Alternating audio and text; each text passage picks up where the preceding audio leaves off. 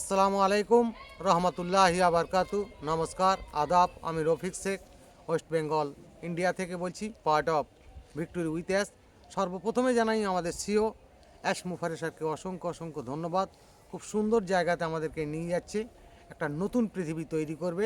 সেই অ্যাশ মুফারের স্যারকে lot of thank. সেটার সম্বন্ধে আমি দু চার লাইন কবিতা ছন্দের মাধ্যমে আপনাদের সামনে তুলে ধরছি। পুরনো যুগের নতুন খেলায় সারা পৃথিবী খেলবে, হারিয়ে যাওয়ার দিনগুলি সব নতুনভাবেই ফুটবে। টেস্ট খেলবেই, ওয়ানডে থাকবেই, T20 চলবে।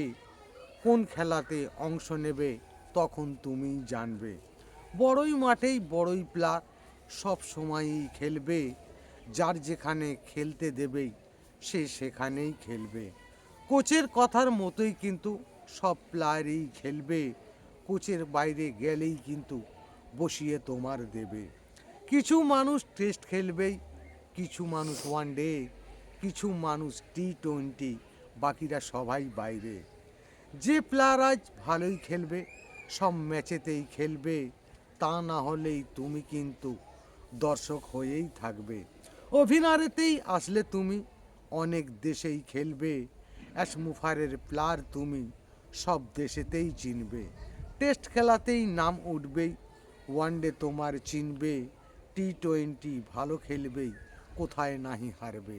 অ্যাশ মুফারে ধন্যবাদ। ভিক্টোরি উইথ অ্যাশ জিন্দাবাদ। আপনাদের যদি ভালো লেগে থাকে লাইক কমেন্ট শেয়ার করুন। ধন্যবাদ।